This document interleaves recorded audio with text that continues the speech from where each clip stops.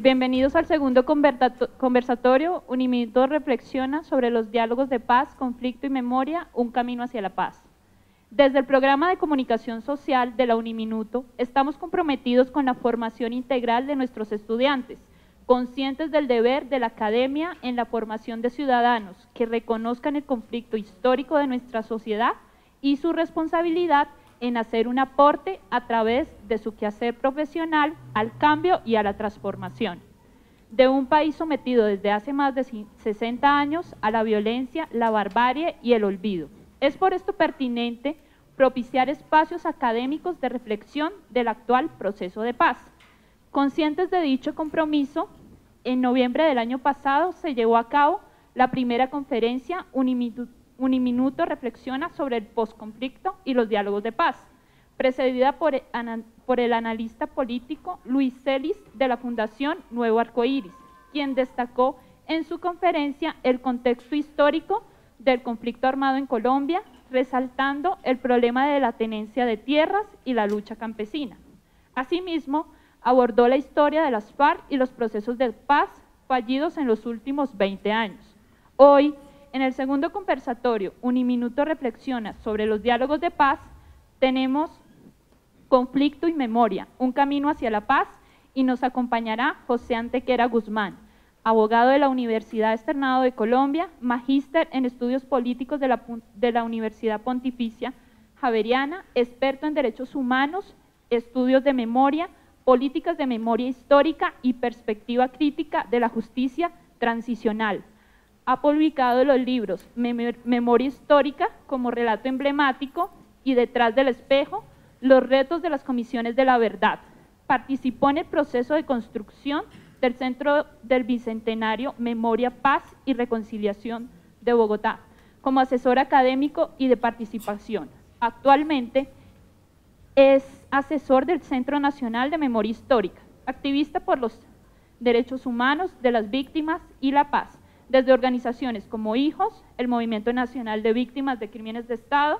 Dirige y conduce el programa Villa Realidad en la emisora web independiente Radio Micticius. Hizo parte de la comitiva de víctimas del actual proceso de paz. Bueno, la metodología que vamos a realizar es la presentación de una breve reflexión por parte de los estudiantes, representantes por cada programa. Tenemos psicología, educación y comunicación social.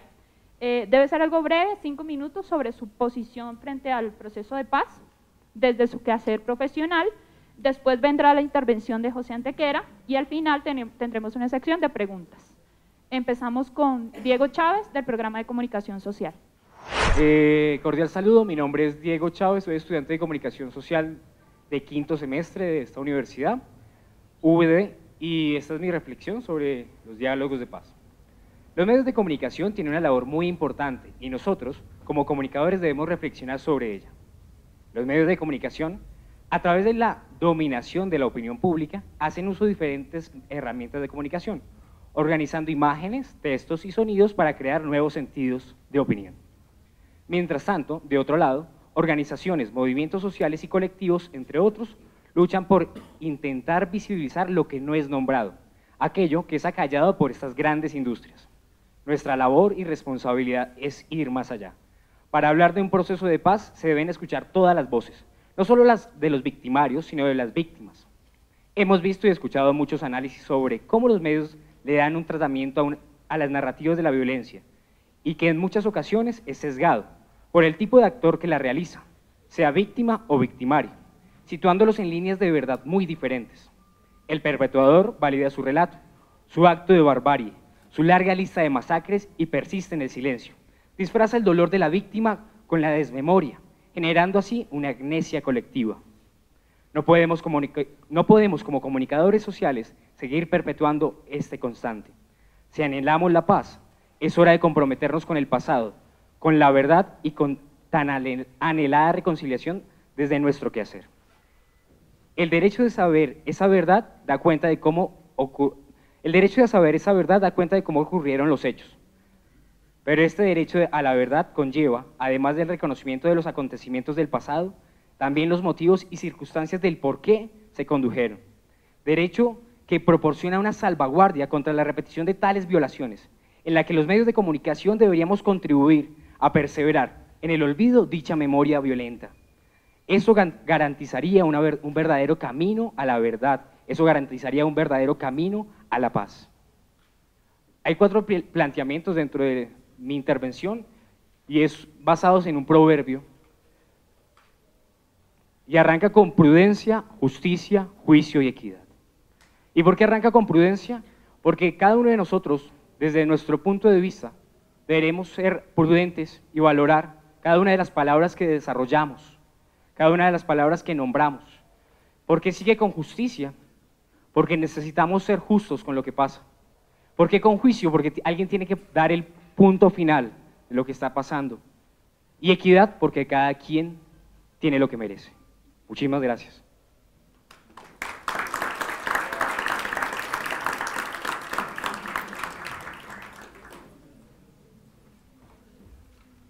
Bueno, ahora nos acompaña Santiago, un estudiante del programa de psicología.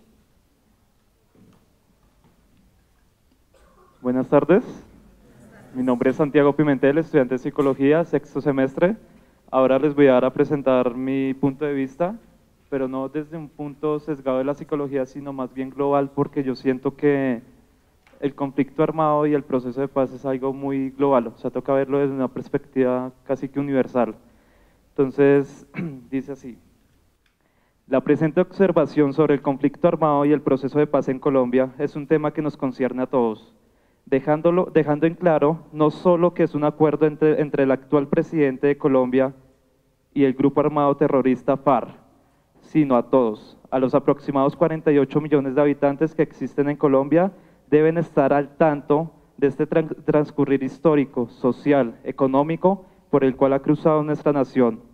Solamente cuando entendamos que hemos cruzado por unos senderos de guerra que nos ha dejado en tal vulneración, podremos entender un poco más cuál es la situación.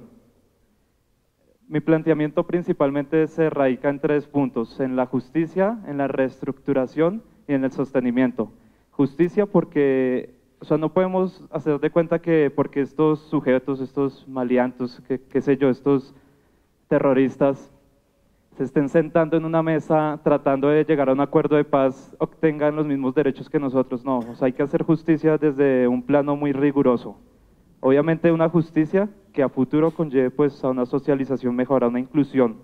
La reestructuración toca verla desde un plano de que la sociedad colombiana hemos pues sufrido no solamente las víctimas directas de este conflicto, sino todos nosotros hemos sufrido esta barbarie, porque la identidad de nuestro país se ha perdido, la identidad de nuestra nación, toda la gente que ha sufrido esta guerra sin sentido necesita reestructurar y replantear toda esta situación.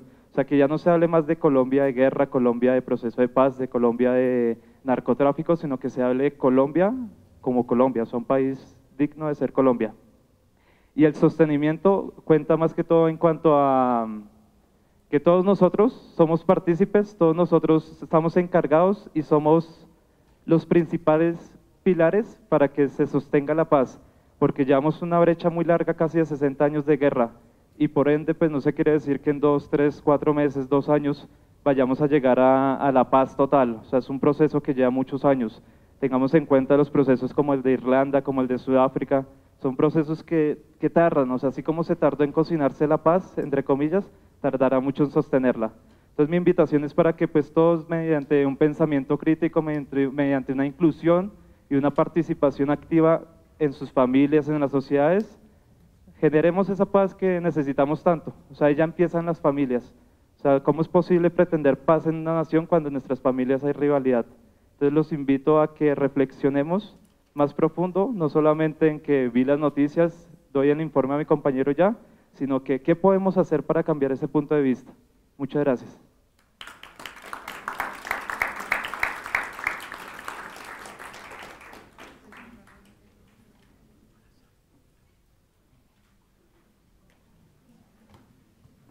Y del programa de educación nos acompaña Olga Grankovich.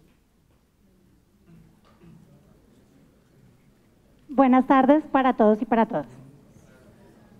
Mi nombre es Olga Milena Yankovic, yo soy representante de Pedagogía Infantil, también de la sede virtual y a distancia, y además soy miembro del Consejo Académico de Sede, representante de todos ustedes. Agradezco la invitación y la oportunidad, porque desde nuestra disciplina es muy importante hablar sobre este tema. Primero porque, con el respeto de mi compañero, yo pienso que tenemos que empezar por decir que las FARC-EP no son un grupo terrorista. Esto es un invento o esa denominación más bien responde al desinterés o a la denominación que le ha querido poner las personas que nos están dominando o el imperio, por llamarlo de alguna manera, para desconocer el conflicto político y social en el que estamos inmersos hace más de 200 años. Ahora, me preguntan cuál es la pertinencia y las implicaciones sociales y económicas de la eventual firma del Tratado de Paz. Pues yo pienso que es una oportunidad histórica, ¿no? Precisamente para que nuestros jóvenes salgan de los campos de guerra y estén en los campos y estén como nosotras y nosotros en las universidades o en los campos de estudio. Por esa razón, yo pienso que desde mi disciplina tenemos una preocupación muy especial y tenemos que entender que esta eventual firma que va a darse, porque esperamos que se dé, no tenemos que hablar de eventual siquiera, sino que tiene que darse, nos tiene que llevar a un modelo de transformación del sistema y del modelo educativo que nosotros tenemos. Ese modelo tiene que pasar del modelo bancario al que se refería Paulo Freire, que es el modelo que tenemos, que es el modelo de la competencia, que es el modelo del sistema patriarcal y del sistema de los poderes, donde unos están por encima de otros, a pasar al sistema o al modelo dialogante. Eso lo estamos construyendo ya estando todos y todas sentados acá. Sé que la universidad ha tenido la preocupación de formarnos a nosotros como ciudadanos críticos bajo un modelo de formación ciudadana que ellos denominan responsabilidad social. Ese modelo está compuesto por 4 fases, que es conociendo la realidad, cuestionando la realidad, emocionándose con la realidad e incidiendo sobre ella. Pienso que este modelo, que ya la universidad lo está llevando a cabo, tenemos que llevarlos a todas las aulas del país para, como les decía, nosotros transformar y modificar el sistema educativo que tenemos. También me piden que haga una reflexión sobre la necesidad, o más bien el conocimiento que tenemos desde mi disciplina sobre el proceso de paz. Y yo debo decir muy honestamente y también tristemente que el conocimiento es muy pobre. Este tipo de escenarios, por ejemplo, que está teniendo la universidad desde la disciplina de comunicación social, si no estoy mal, no lo tenemos en pedagogía infantil. Cuando se presta la oportunidad para que haya un debate, por ejemplo, ahora con las pasadas elecciones, que es muy común que estemos todos hablando sobre el tema, en pedagogía infantil no tenemos eso. Ignoramos o simplemente nos polarizamos y decimos, no, es que yo pienso eso porque sí, pero no presentamos argumentos o no tomamos una posición con argumentos frente a lo que está pasando en el país. Y frente al proceso de paz es casi que nula la participación y el conocimiento que tenemos frente a esto. Yo quiero leerles una frase de Paulo Freire que dice: la lectura de la palabra y la lectura del mundo van irreversiblemente unidas. Yo los invito a que construyamos la paz, que nos tomemos esta oportunidad como una construcción de paz, para que hagamos de la paz lo que yo llamaría una definición correcta, que es la sana convivencia entre todos los seres humanos. Les agradezco mucho.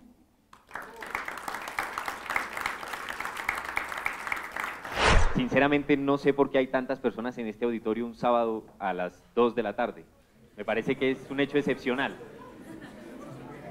Algo tiene que estar pasando. Gracias.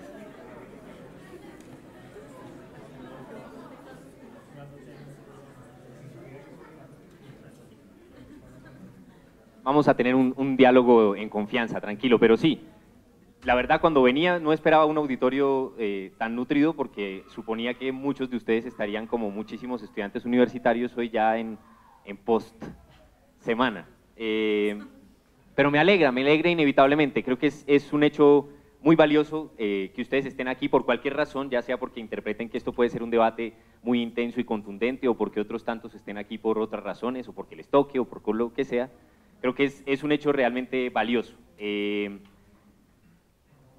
les quisiera decir? Podría hacer una presentación muy larga, pero quisiera empezar de una vez con el tema de fondo. La conferencia a la que me han invitado tiene por título el tema de la memoria histórica y su vínculo, supongo, con el tema de la paz. Y la primera pregunta que quiero que se hagan es una pregunta retórica, no es para que alguien levante la mano y plantee una respuesta, pero la primera pregunta que les invito a que se hagan es ¿de qué hablamos cuando hablamos de memoria?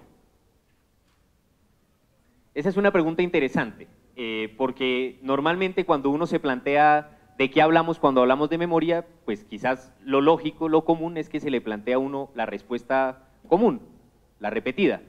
Memoria, la capacidad que tengo de acordarme de una cosa, me acuerdo, no me acuerdo, cosas de ese tipo. Hace rato venimos trabajando en Colombia muchas personas en un ámbito, en un campo que es el campo de la memoria histórica, de la memoria colectiva. Y creo que eso necesariamente tendría que llamarnos a una reflexión inicial. ¿Han visto que hay un lugar en Bogotá que se llama Centro de Memoria, Paz y Reconciliación? ¿Lo conocen? ¿Han ido algunos? ¿Han visto que hay una cosa que se llama Centro Nacional de Memoria Histórica que saca informes, etcétera? Es decir, esto es muy nuevo, hay instituciones hace muy poco tiempo trabajando los temas de memoria histórica y parece en principio que si uno se pregunta qué es si ustedes seguramente que son universitarios, pero estoy seguro que si le preguntan a su mamá o a su abuelita qué es el tema de la memoria, pues su abuela les dice acordarme o no acordarme de una cosa o de la otra. El punto es que hay un gran avance en nuestra comprensión sobre lo que significa vivir como sociedad, que nos ha llevado a pensar el problema de la memoria histórica. Y ese gran avance tiene que ver con la gran lección del siglo XX. En el siglo XX se produjeron decenas de millones de muertos que no sabemos la cuenta, todavía está en discusión. En todo caso, se consideran hoy parte del siglo más violento de la historia, si se quiere. Algunos dicen que falta por investigar realmente la historia y que el siglo XX no fue tan violento comparado con otros tiempos. Pero en todo caso, 64 millones de personas muertas después de la Segunda Guerra Mundial le dice a uno mucho sobre lo que pasó en el siglo XX. 64 millones de personas, que es por supuesto un tamaño más grande de población que el que tiene nuestro país. En ese momento, la historia de la humanidad se supone que produjo muchas lecciones y todos estamos aquí porque se supone que vivimos bajo un marco de lecciones aprendidas. Entre esas lecciones, ¿cuáles están? Por ejemplo, se supone que aprendimos la lección de que después de tantas millones de personas asesinadas, muertas, vulneradas en sus derechos, existen los derechos humanos y cartas de derechos humanos y Naciones Unidas y Comisión Interamericana de Derechos Humanos, todas esas cosas, constitución política, democracia. Todas esas se supone son lecciones de esa gran catástrofe que ocurrió en el siglo XX. Hay un autor que se llama Walter Benjamin, ¿lo han leído? Walter Benjamin tiene una figura muy interesante para explicarle a uno en qué consiste el tema de la memoria histórica, que es un cuadro de un tipo que se llama Key. Entonces este tipo Key hizo un cuadro que se llama El Ángel de la Historia. Y el ángel de la historia es un ángel que se supone que está mirando de frente hacia el futuro, pero detrás suyo tiene una gran cantidad de escombros. Se supone que ese ángel de la historia es como el ángel del siglo XX, el ángel moderno, nuestra modernidad, donde se supone que todavía vivimos. Y ese ángel de la historia avanza y no puede de ninguna manera detenerse ante algo que le asusta, que sabe perfectamente que está ocurriendo, y es que a su paso hay toda una gran cantidad de escombros que deja la historia del progreso, que es ese ángel de la historia que va avanzando. El siglo XX se supone que podría representarse muy bien en esa gran máquina del progreso que avanzaba para que todos algún día tuviéramos el tipo de vida que tenemos hoy, y celulares, y computadores, y micrófonos para dar conferencias, y todas estas cosas. Y se supone que esa máquina debía avanzar como algo que nos prometiera paz, concordia, prosperidad, etc. Pero se produjeron 64 millones de personas. Y entre la Primera y la Segunda Guerra Mundial se produce en el mundo algo que los filósofos estudian como un cambio de época en la comprensión de los sufrimientos. ¿Eso qué quiere decir? Eso quiere decir que antes de la Primera y la Segunda Guerra Mundial al ángel de la historia le daba lo mismo si había escombros o no había escombros. el ángel de la historia podía avanzar con toda su fuerza y asumir que las víctimas eran el costo necesario del progreso. La otra figura que utiliza Walter Benjamin para explicar eso es como la de una locomotora, que va avanzando y tiene florecillas en el camino que van quedando, dice su texto. Entonces esas florecillas que van quedando durante mucho tiempo en la historia fueron el costo necesario del progreso. Los pueblos nunca callan, a la gente nunca se le olvida, la mamá de la gente a la que asesinan o de los jóvenes que mueren en la guerra nunca se le olvida nada de lo que le pasa. Pero en algún momento de la historia podía decretarse silencio desde los gobiernos, porque esos muertos, esas víctimas eran el costo necesario del progreso. Ahora, ese ángel de la historia que está aterrado, no está aterrado sino porque se supone que entre la Primera y la Segunda Guerra Mundial se produce un cambio de época en el significado del sufrimiento. El sufrimiento ya no es un costo necesario, es algo repudiable. Por eso existen los derechos humanos, porque el sufrimiento es repudiable. El punto central aquí es que la gran lección del siglo XX es que esas 64 millones de personas, además de ser una gran cantidad de seres humanos que murieron, que ya no existieron más en el mundo, produjeron una consecuencia adicional. ¿Qué consecuencia adicional? Decía Hitler cuando estaba en los campos de concentración, le decía a los que estaban en los campos, igual no importa que ustedes vayan a contar, nadie les va a creer. ¿Quién les va a creer que estuvieron en un sitio del tamaño de esta universidad y que todo el mundo aquí lo borraron y no hay huellas, no hay cuerpos porque los metieron en unas cámaras para que todo el mundo se quemara? Nadie les va a creer. Esa era la tesis hitleriana y lo había hecho sobre la base de algo que era además comprobable históricamente, y era que Hitler había leído mucho sobre el genocidio ocurrido contra los armenios. ¿Han leído sobre el genocidio contra los armenios? Es una de las historias más maravillosas de este mundo, porque es uno de esos genocidios silenciados en la historia, que además le dieron la base de certeza a Hitler de que podía ejecutar un genocidio sin que la humanidad se diera cuenta. Y ustedes todavía no saben del genocidio contra los armenios, o sea que algo de razón habría tenido de pronto Hitler en pensar que eso podía ser posible. Pero este personaje, cuando le decía eso a los de los campos de concentración, lo que les estaba diciendo era algo mayor. Les estaba anunciando a ustedes de una vez la gran lección del siglo XX, una de las grandes, porque hay muchas. Pero una gran lección del siglo XX es que las violaciones a los derechos humanos no solo significan asesinar personas o que mueran personas en los campos de guerra. Lo que significan también es que la memoria, no entendida como la capacidad que cada uno de nosotros tiene de recordar, sino algo que compartimos, ya vamos a ver qué, pero que una especie de memoria compartida es manipulable. ¿Cuáles son las consecuencias de eso? Esa es la gran lección del siglo XX. La gran lección del siglo XX es que la cultura de nuestros pueblos también se construye a partir de un tipo de memoria colectiva, compartida, expandida, extendida, sobre lo que han sido nuestras tragedias, nuestros hechos de ruptura, la guerra, las violaciones a derechos humanos. ¿Qué importancia tiene comprender eso? Cuando este personaje, Hitler, quería hacer su plan, no es él ni único ni él solo, se trata de una máquina de guerra, de un aparato criminal, el que pretende ejecutar el genocidio que efectivamente ejecutó. Este personaje lo que se plantea es que va a poder ejercer ese exterminio y no van a quedar pruebas.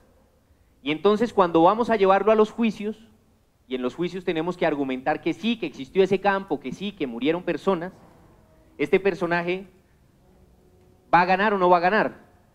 Y ahí se impone una tesis posible. La tesis posible es, no importa que no tengamos pruebas materiales de ciertos hechos, hay cosas de las que nos acordamos o no. ¿Se acuerdan o no se acuerdan del 5-0? Todo el mundo se acuerda del 5-0. ¿Alguien aquí podría decir que no existió el 5-0?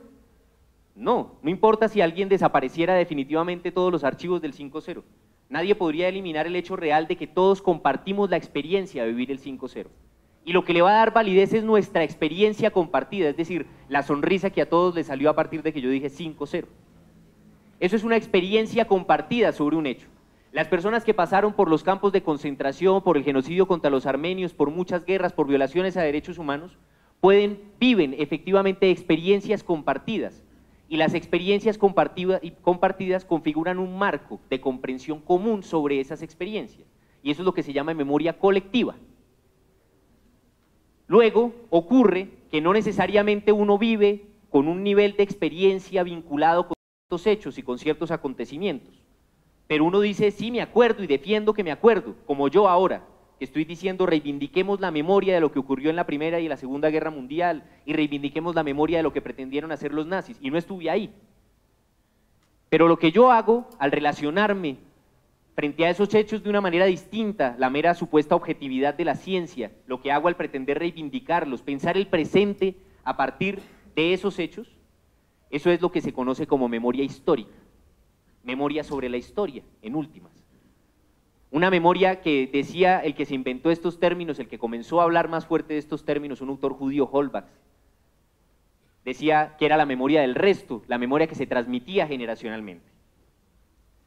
Se supone, la gente que estudia estos temas dice que esa transmisión generacional de la memoria lo que va haciendo es que va construyendo relatos compartidos, grandes relatos, los grandes relatos que todos compartimos de alguna manera y que configuran marcos de comprensión, marcos de pensamiento, marcos que efectivamente llevan a la acción, incluso lenguajes, para que nos comportemos de una manera o de otra, políticamente sobre todo, pero también socialmente. Esos marcos que se configuran a partir de esas narraciones, a partir de la transmisión de la memoria histórica, son marcos que, por supuesto, existen sobre la realidad de nuestro conflicto armado y de nuestra historia de violencia. Tenemos marcos, tenemos narraciones, narraciones compartidas, construidas por transmisión generacional, que se han posicionado en nuestro país como las verdades. Y no importa quién tenga una versión o tenga otra, se posicionan como las verdades. A veces están en disputa y a veces están en pelea y a veces se posicionan y son las verdades dominantes. A veces son hegemónicos, aceptados, todos consensuamos que estamos ahí, que pensamos de la misma forma. Y a veces simplemente no importa lo que digamos, alguien domina y nos los impone. Durante los 8 años del gobierno de Álvaro Uribe Vélez se impuso en este país una tesis, una comprensión particular sobre el conflicto y sobre la historia de la violencia. Hay quienes la comparten, tú la compartes. Hay quienes dicen, en Colombia no existe un conflicto armado interno, sino una amenaza terrorista contra una democracia legítima. ¿Eso qué es? Eso es una narración, eso es un relato. Y eso es un relato construido a partir de, por supuesto, un tipo de forma de ver la experiencia histórica, un tipo de forma de ver la experiencia histórica que se ha transmitido generacionalmente en nuestro país, que durante 8 años el presidente defendía absolutamente, pero ahora el nuevo presidente ya no defiende. Y esa comprensión del conflicto lo lleva a uno a tomar decisiones, porque durante los 8 años que se decía en Colombia no existe conflicto armado interno sino amenaza terrorista, la consecuencia lógica era en Colombia no tenemos por qué negociar con terroristas, entonces no hay por qué negociar con las FARC. Lógica. Aquí no estamos midiendo la corrección, ni si es bueno, ni si es malo. La consecuencia lógica de ese relato es que no había por qué negociar con las FARC. Luego llega el presidente que tenemos ahora que se llama Santos y Santos dice otra cosa, dice sí, existe el conflicto armado. ¿Por qué? Porque es necesario negociar con las FARC. Así como estos marcos de comprensión de la memoria, tenemos 1000 marcos de comprensión de la memoria histórica.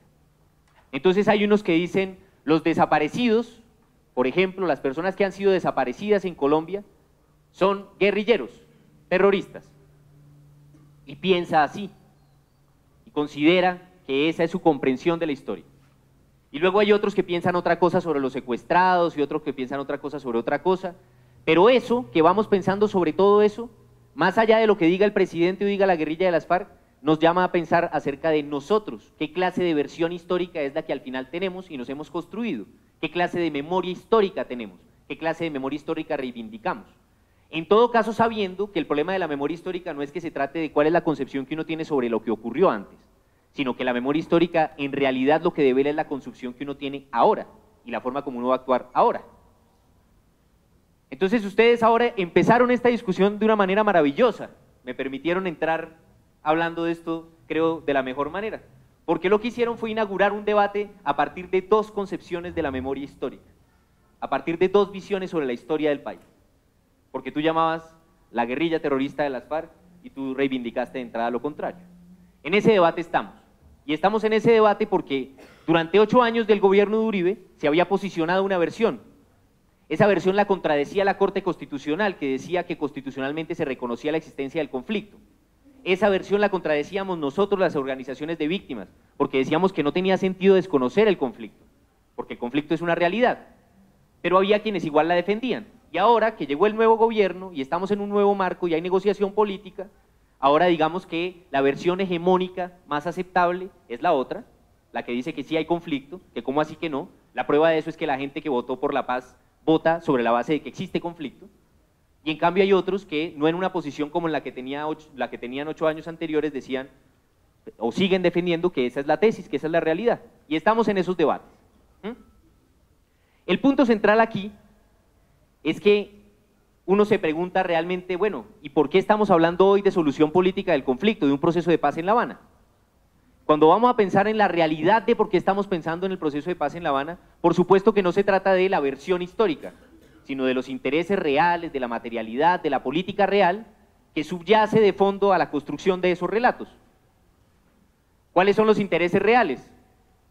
Yo creo, por ejemplo, que el gobierno está negociando porque el gobierno tiene un plan en el que sus negocios, los negocios de la gente que manda en este país, que tiene dinero, que accede al poder, que tiene con qué hacer campañas políticas, que ocupa las posiciones del Estado, consideran que la paz es mejor camino hoy para aumentar mayores negocios. Y ellos tienen un discurso en el que ellos dicen, nuestros negocios, cuando a nosotros nos va bien, nosotros generamos empleo y nuestro país entero se desarrolla. Entonces, en últimas, la prosperidad democrática es su programa político. Y bueno, hay quien cree que sí, yo creo que no. Pero también está la otra cuestión, y es, ¿y por qué las FARC están negociando? Y alguien diría, bueno, lo que pasa es que a las FARC les han golpeado, ya les dieron golpes los del secretariado, han matado a varios, hay desgaste político, hay una situación, necesariamente tienen que pasar a la política, o lo que fuera. Aquí hay una cuestión adicional además. Y la cuestión adicional que hay es que en Colombia también hicimos un tránsito, también hemos aprendido, también ha ocurrido el cambio de significado de los sufrimientos en nuestro país. Aquí también durante muchos años las violaciones a los derechos humanos eran el costo necesario del progreso. Pero hoy en día parece, por lo que uno nota, entre otras cosas porque hay estudiantes pensando en la paz un sábado a las 2 de la tarde, parece que el cambio de significado de los sufrimientos también ocurre en nuestro país. Y cuando eso ocurre en nuestro país, además de los argumentos que dicen por qué las FARC están negociando y por qué el gobierno está negociando, la gran pregunta es, ¿y la sociedad por qué carajo o desde dónde está viendo ese mismo proceso de paz? Y nosotros tenemos una apuesta. Es una apuesta en la que al final yo no sé si me importa tanto lo que es verdad o lo que yo quiero que sea verdad.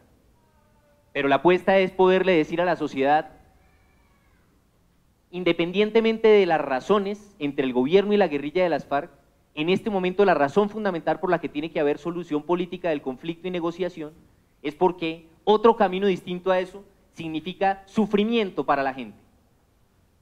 Significa sufrimiento como el que yo sentí cuando yo tenía 5 años y me mataron a mi papá, y yo no quiero que eso nadie más lo viva.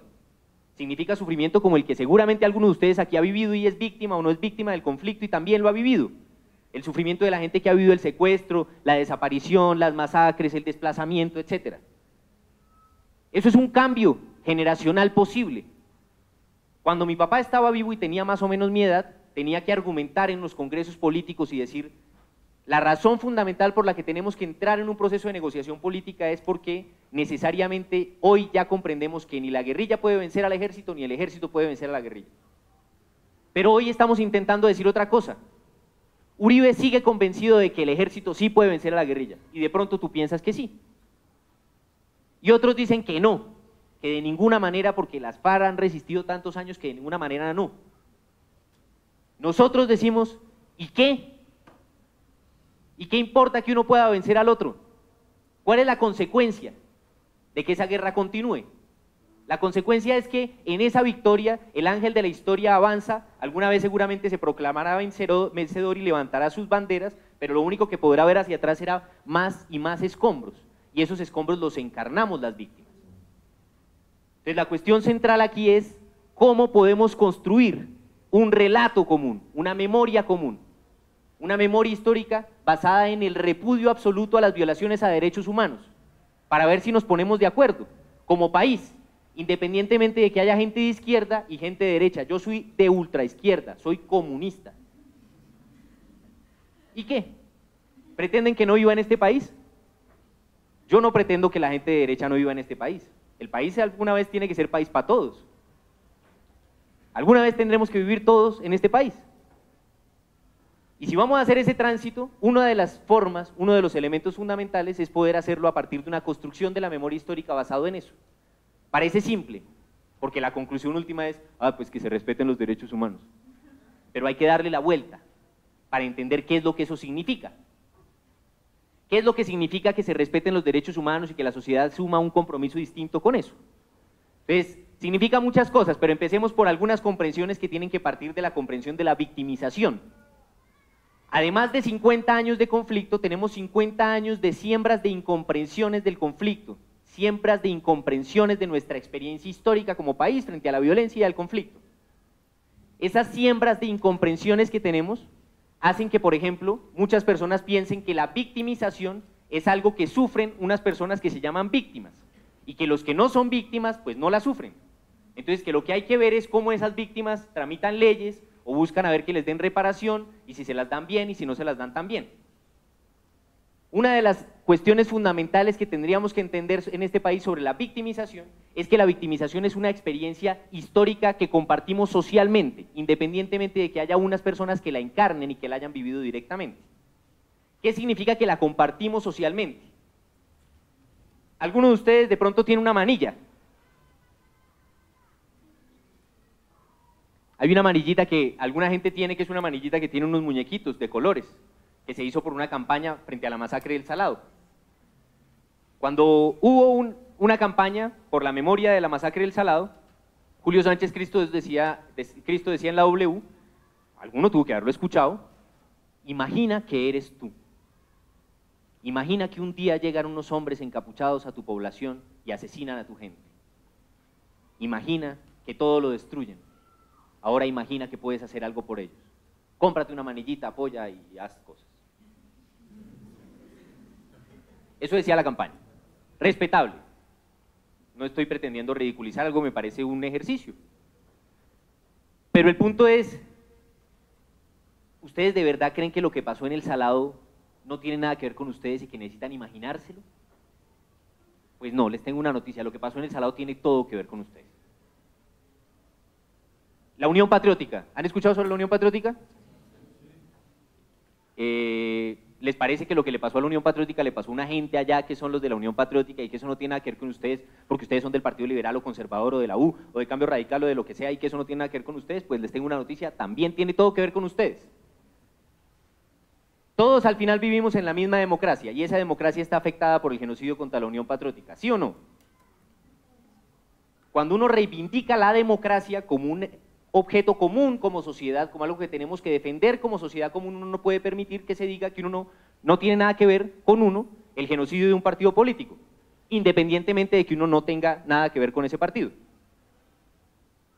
Cuando uno reivindica la tierra de un país como la misma tierra de uno no puede decir que el desplazamiento de más de 6 millones de personas que ha configurado la propiedad de la tierra, que significa que hoy en esos territorios se puedan imponer proyectos de empresas que no necesariamente consultan a las poblaciones, que no necesariamente se rigen por criterios de verdadera equidad, aunque el discurso gubernamental así lo diga, pero uno no puede decir que eso no tiene nada que ver con uno, aunque uno no haya vivido esa masacre.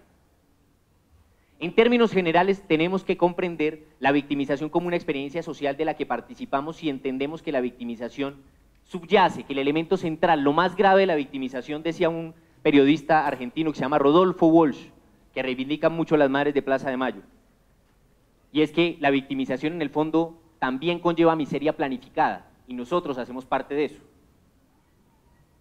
Que no, que yo tengo todas las cosas perfectas, yo tengo mi camisa, yo vivo súper bien, yo tengo todo tranquilo y resuelto. Bueno, eso ya es otra opción. Ya tiene uno que ser cínico para no vincularse con esas cosas. Perdonen.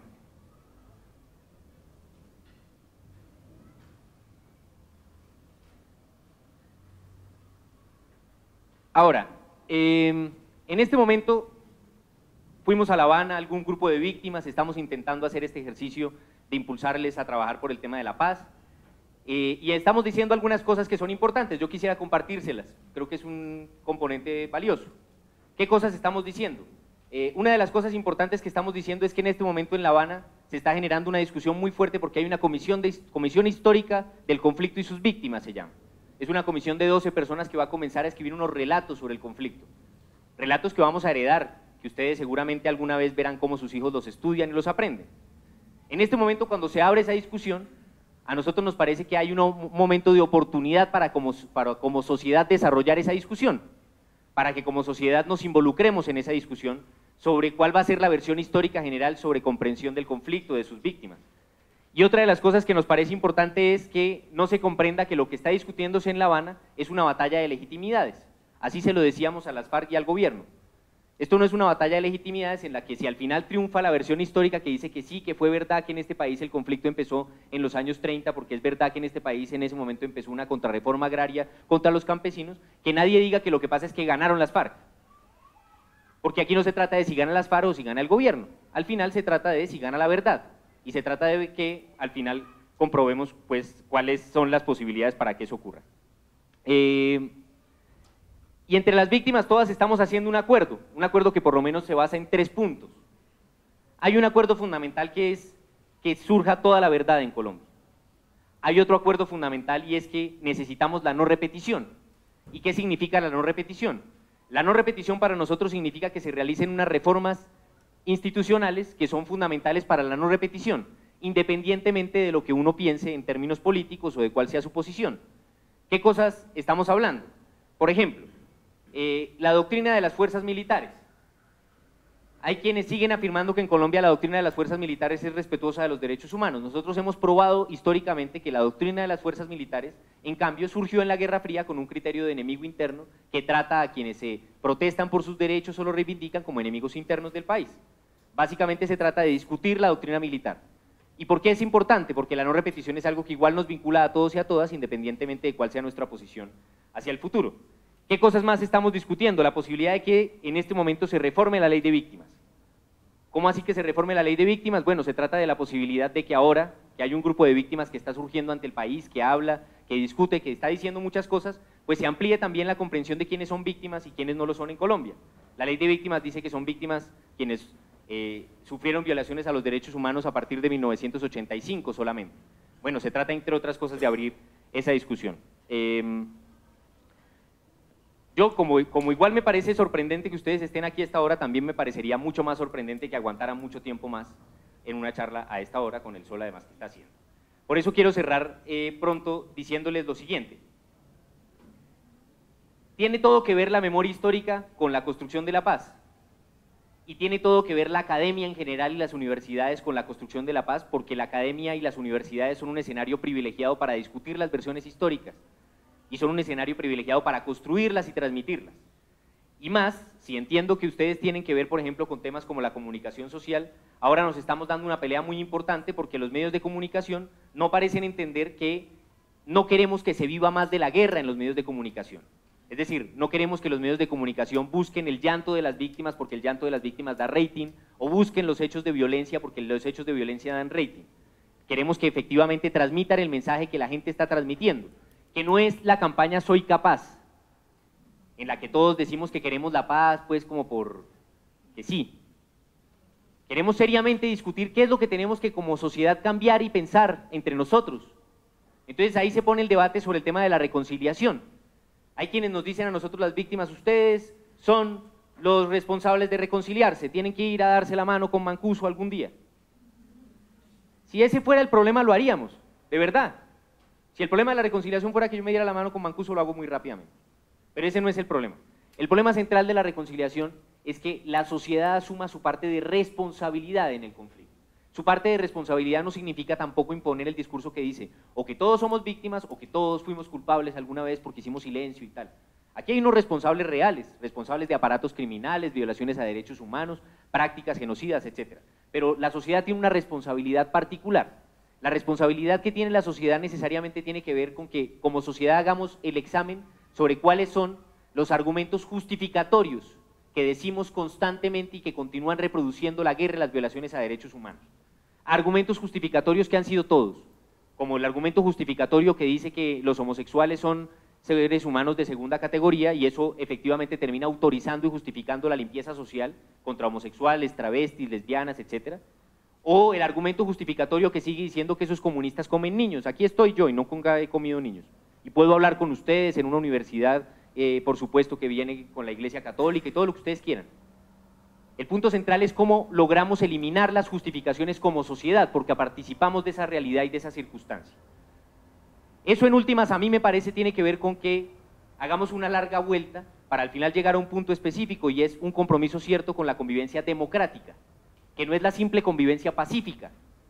Y no es la simple convivencia pacífica porque en democracia tiene que existir también un campo necesario para que el conflicto continúe, porque lo que viene después de que se firmen los acuerdos del conflicto no es que se acaba el conflicto, lo que viene es el conflicto de verdad, el conflicto que no hemos visto, el conflicto que la guerra ha tapado durante 50 años, el conflicto de la gente pudiendo hablar por ella misma, sin que hablen por ella ni los militares ni los guerrilleros. Ahí están los posibles próximos profesionales del país y los estudiantes con una posibilidad de hacerse de nuevo los de la vista gorda o de comprometerse con el tema de la paz y la construcción de la democracia. Muchas gracias, hasta ahí.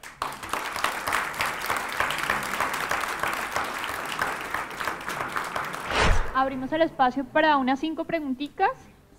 ¿Quién quiere preguntar? Levanten la mano, por favor. Pocas de las personas que están en este auditorio han vivido de cerca la violencia. Yo tuve que conocer a Bernardo Jaramillo Osa y tuve que ir a su entierro.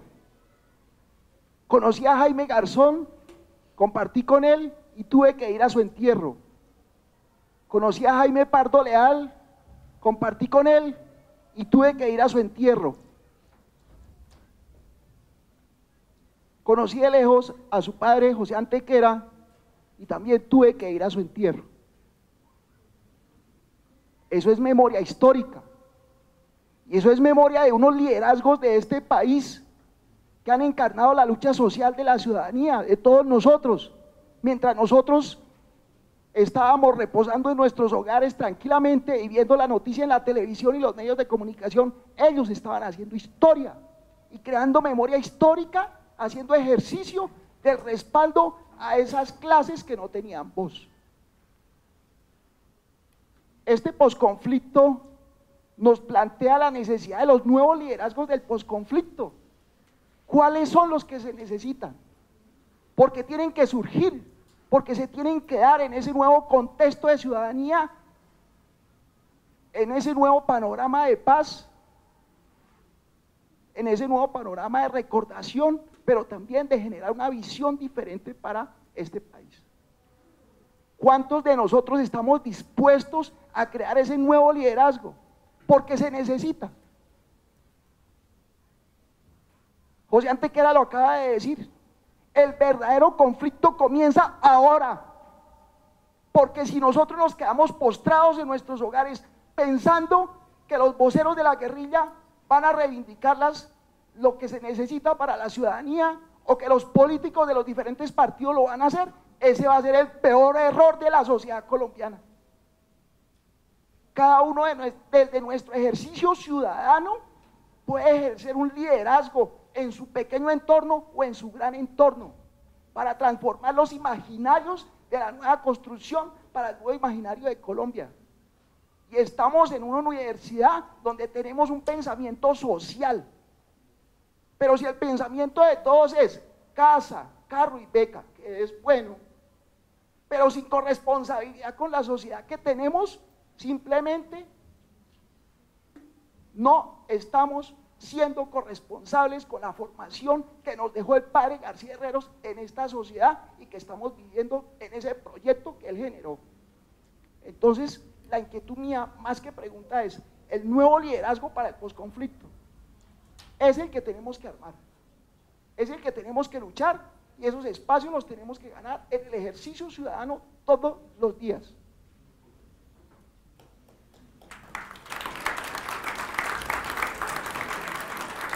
Mi nombre es Rocío Cárdenas, de 9º ciclo de Comunicación Social.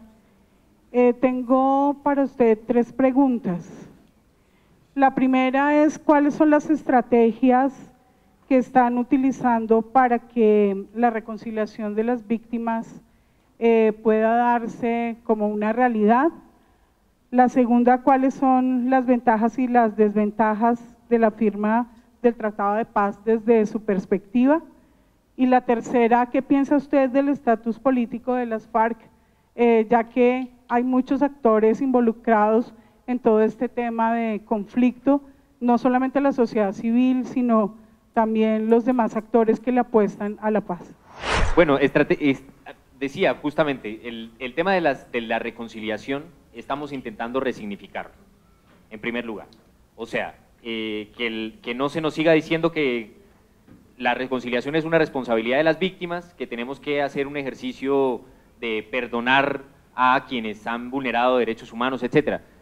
Eso está en gran medida basado en un mito, en una cosa que es un poco falsa, y es que la venganza es el componente fundamental y central de reproducción del conflicto en Colombia. No necesariamente lo es. Es decir, una víctima puede tener 1000 ganas de vengarse. Para que eso constituya una guerra, pues tienen que darse condiciones de guerra. Tiene que haber tráfico de armas, tiene que haber dinero, tiene que haber tráfico de drogas, tiene que haber muchas cosas. Así que creo que ese no es el tema central. El tema central es, para nosotros, frente al tema de la reconciliación, lo que les decía al final, es decir, que la sociedad se pueda comprometer como sociedad frente al asunto de la reconciliación, entendiendo su responsabilidad y lo que hay que cambiar en términos de las justificaciones que siguen reproduciendo un modelo antidemocrático y que, entre otras cosas, nos ponen a pensar que los acuerdos que se están discutiendo son concesiones a las FARC. Entonces alguien dirá alguna vez en la historia, no, lo que pasa es que en Colombia tenemos participación política para todos los movimientos sociales, pero porque era una concesión a las FARC, entonces ya no nos gusta porque lo que es para las FARC no nos gusta. Y no, esa es una reivindicación que se supone que deberíamos defender como sociedad. Ventajas y desventajas. Para mí en este momento la mayor ventaja se da a partir del proceso de paz, no tanto a partir de la firma de los acuerdos. La ventaja, que es una oportunidad, es la posibilidad que tenemos de abrir discusiones y entender que pues estamos en un escenario privilegiado cuando como país podemos discutir grandes temas nacionales, no porque un presidente los tenga incorporados en su agenda simplemente o no, sino porque hacen parte de los problemas que como país se supone que tenemos que resolver para salir de una guerra. Eso eleva que ciertos problemas tengan que ser discutidos de otra manera. El otro día, cuando publicaban los medios de comunicación y decían, si se firman los acuerdos de paz en Colombia va a haber una gran revolución democrática, era lo que publicaba la revista Semana, o Las Dos Orillas, o una de estas. Eso dice uno, bueno, y si vamos a hacer una revolución democrática, ¿por qué el presidente, si quería hacer una revolución democrática, por qué no la hizo y ya? Y presentó un programa de transformaciones y de revolución democrática. Que tengamos como país conciencia de que tenemos que hacer una revolución democrática como equivalente de la lucha por la paz, eso es una gran ventaja, es una gran oportunidad. Entre las desventajas estoy absolutamente de acuerdo con, tu nombre es, con Fernando.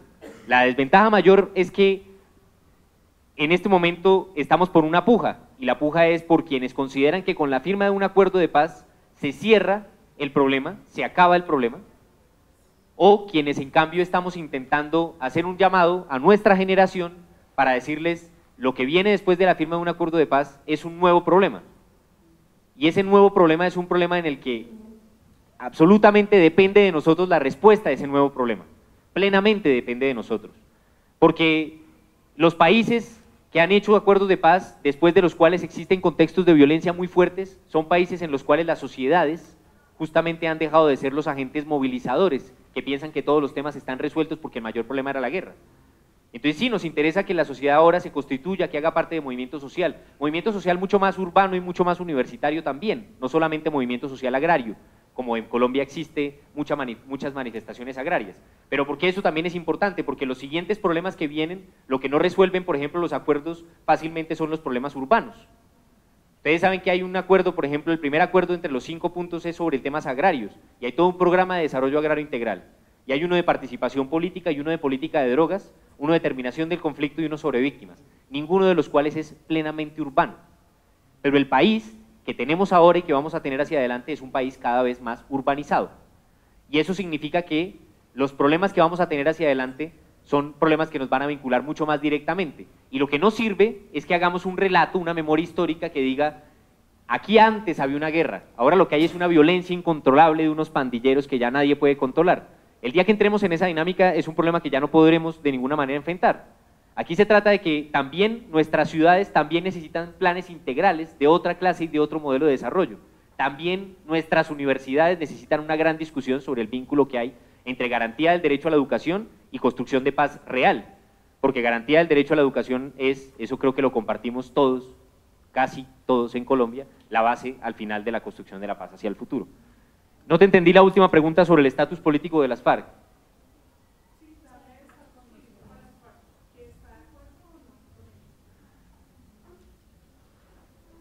O sea, para decirlo con todas las letras, yo claro que estoy de acuerdo.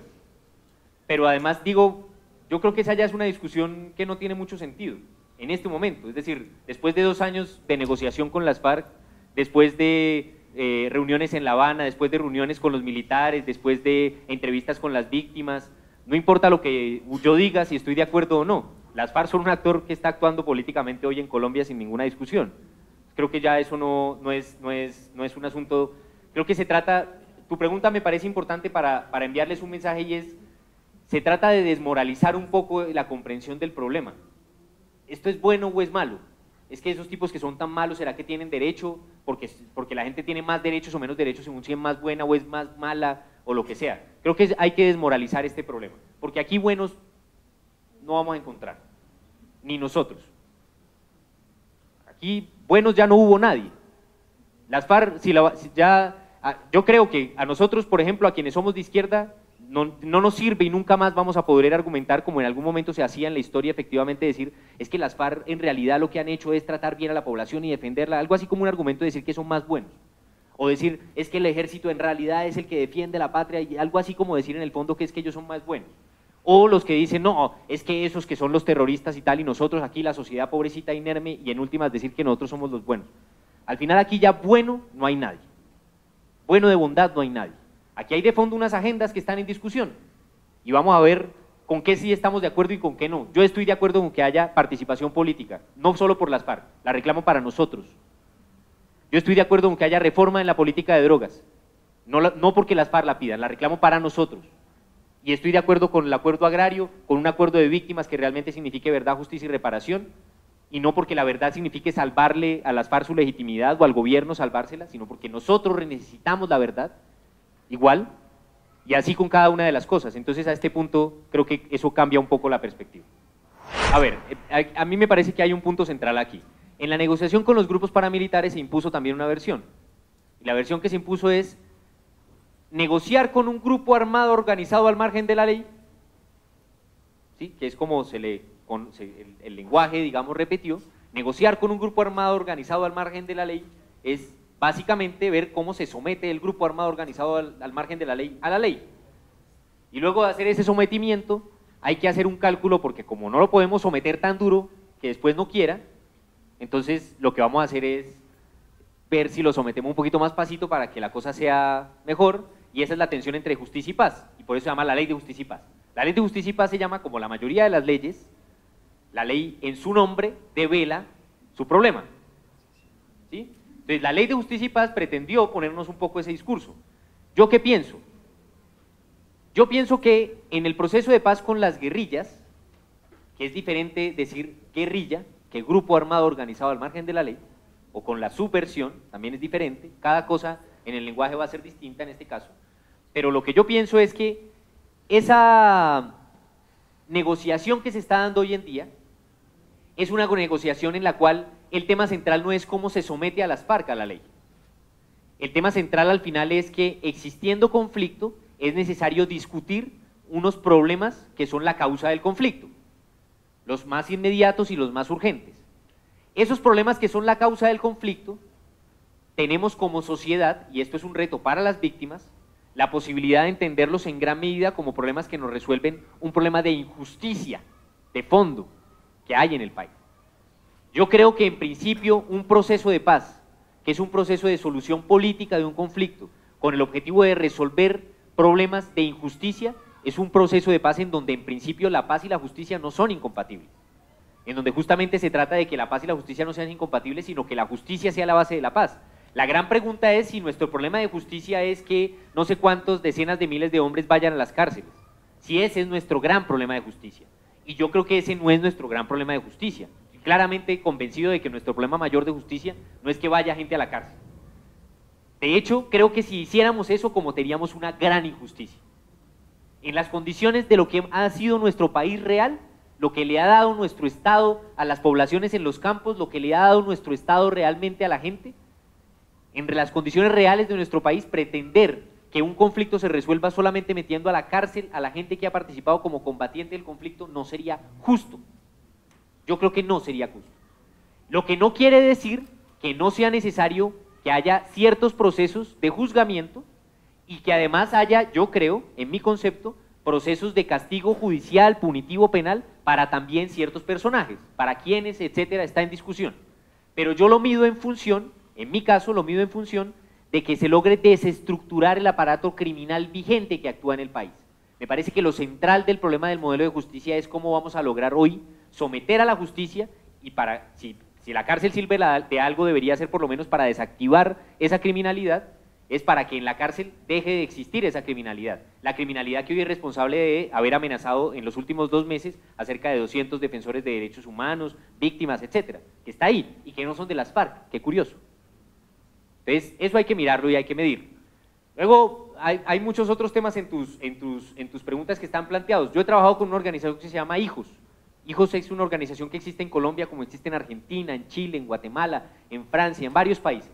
Hijos de personas desaparecidas, militantes políticos asesinados como consecuencia de su actividad, y jóvenes que no necesariamente tienen esa historia, pero que deciden trabajar con nosotros y que hacen cosas con nosotros. Esa organización hace muchas cosas, pero entre las cosas que estamos intentando proyectar, nuestra mayor proyección es, lo único que garantizará la no repetición de este país es una democracia muy vital, y una democracia vital en donde la sociedad, con su movilización y con su acción política, sea la verdadera contención de la violencia, hacia adelante como posibilidad. Hacerlo significa asumir responsabilidad y eso significa politizarse y hacer política. Alguien diría, no, cuidado, el mayor problema de nuestro país es la gente politizada, lo que tenemos que hacer ahora en el proceso de paz es todos callarnos, silenciarnos, mirar así al escritorio, estudiar, portarnos bien, cortarnos, etc. Nosotros no creemos eso. Y no creemos que el tema es que la guerra sí una y la democracia separe. La democracia sí se vive entre gente diversa, sí se mide en diversidad y tiene que ocurrir en diversidad. Pero lo que pasa es que la guerra anula, no es que una, sino que anula. Y en cambio la democracia no es que separe, es que revitaliza la diversidad.